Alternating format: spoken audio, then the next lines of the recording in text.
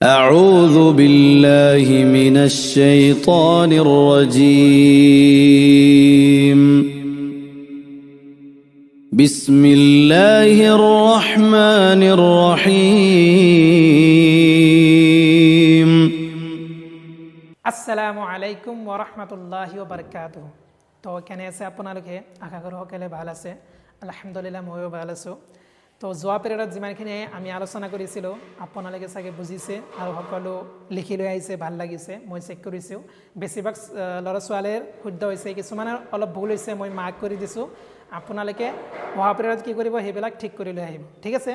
তো আজি আমি চাৰিটা দিগৰ বিষয়ে আমি আলোচনা কৰিম, যে আমাৰ পূব পশ্চিম, ইয়াক আৰবী ভাষাত আমি কেনেকৈ ক'ম। তো এইবিলাক আমি জনা ইয়াৰ কাৰণে প্ৰয়োজন, যেতিয়া আমি বাক্য বনাম, আৰবী ভাষাত যেতিয়া বাক্য বনাম তেতিয়া এইবিলাক বস্তু বাক্যত আহিব, ঠিক আছে?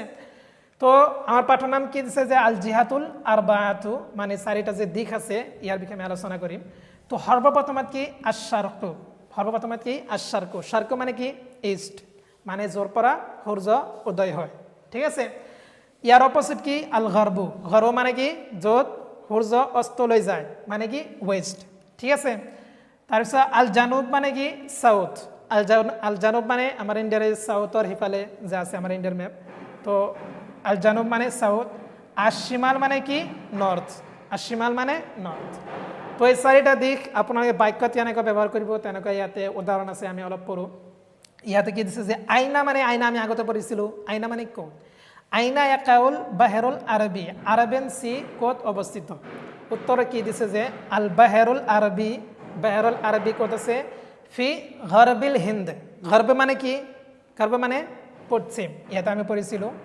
তো গৰ্বিল হিন্দ মানে ভাৰতৰ পশ্চিম ফালে কি আছে? আৰবিয়ান সি আছে, ঠিক আছে?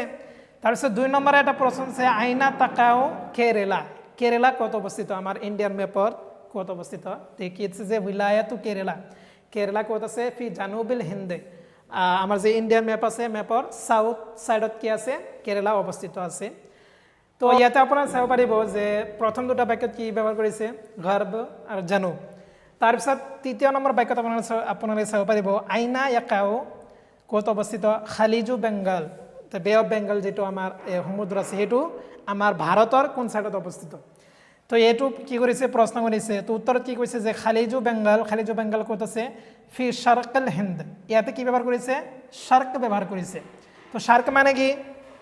ইয়াতে চাওঁ আমি, শাৰ্ক মানে কি আছিল? ইষ্ট আছিল। তো ফি শাৰ্কেল হিন্দ মানে ভাৰতৰ পূব ফালে অৱস্থিত কি? বে অফ বেংগল, ঠিক আছে? শাৰ্কে মানে কি? পূব, ঠিক আছে? তাৰপিছত ইয়াতে চতুৰ্থ নম্বৰ বাক্যত কি হৈছে যে আইনা তাকাও কাশ্মীৰ, তো কাশ্মীৰ ক'ত অৱস্থিত? তো উত্তৰত কি কৈছে যে কাশ্মীৰ ফি শিমালিল হিন্দ, শিমাল হিন্দ কি আছিল? শিমাল। জানুব কি আছিল? সাউথ আছিল। তো শিমাল কি হ'ব? নৰ্থ।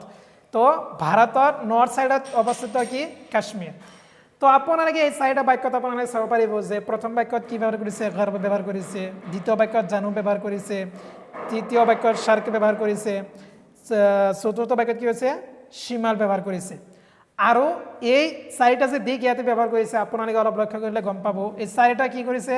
আমাৰ ভাৰতৰ লগত যোগ কৰি, ভাৰতৰ কোন ছাইডত? ভাৰতৰ পূব ফালে, ভাৰতৰ পশ্চিম ফালে, ভাৰতৰ উত্তৰ ফালে, ভাৰতৰ দক্ষিণ ফালে, তেনেকুৱাকৈ বাক্য বনাইছে। যেনেকুৱা আল হিন্দে, ইয়াতে চাব পাৰিব, ইয়াতো হিন্দ আছে, ফি শাৰ্কেল হিন্দে, ইয়াতো শিমালিল হিন্দে।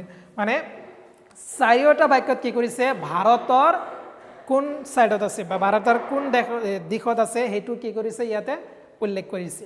তো কাইলৈ অহাৰ সময়ত আপোনালোকে কি কৰিব? এই চাৰিটা শব্দ দি, মানে চাৰিটা দিশ দি আপোনালোকে কি কৰিব? চাৰিটা বাক্য বনাম। কেইটা বাক্য বনাব? চাৰিটা বাক্য। তো চাৰিটা বাক্য কেনেকৈ বনাব? তো আপোনালোকেতো ভাৰতৰ লৈ যদি আপোনালোকে বনায় তেনেহ'লে অসুবিধা হ'ব, কাৰণ বহুত ইনফৰমেশ্যন আপোনালোকে জানিব লাগিব। সেইটোতো যদি জানে লিখিব, আৰু যদি নাজানে তেনেহ'লে টেনশ্যন লোৱাৰ প্ৰয়োজন নাই। আপোনালোকে অসম লৈ লিখিব পাৰে, অসমৰ উত্তৰ ফালে, অসমৰ পূব ফালে, অসমৰ দক্ষিণ ফালে। তথাপিও যদি আপোনালোকৰ অসুবিধা হৈ আছে তেনেহ'লে আপোনালোকে কি কৰিব? আমাৰ মক্তব লৈ লিখিব। মক্তবৰ পূব ফালে, মক্তবৰ পশ্চিম ফালে, মক্তবৰ উত্তৰ ফালে, মক্তবৰ দক্ষিণ ফালে, ঠিক আছে? তো মক্তব লৈ এইটো আৰু অসুবিধা নহয়, আপোনাৰ যিকোনো বাক্য লিখিব পাৰিব যে মক্তবৰ পূব ফালে কি আছে? গছ আছে, তেনেকৈ আপোনাৰ লিখিব পাৰিব, ঠিক আছে? তো ইমানখিনিয়ে থাকক।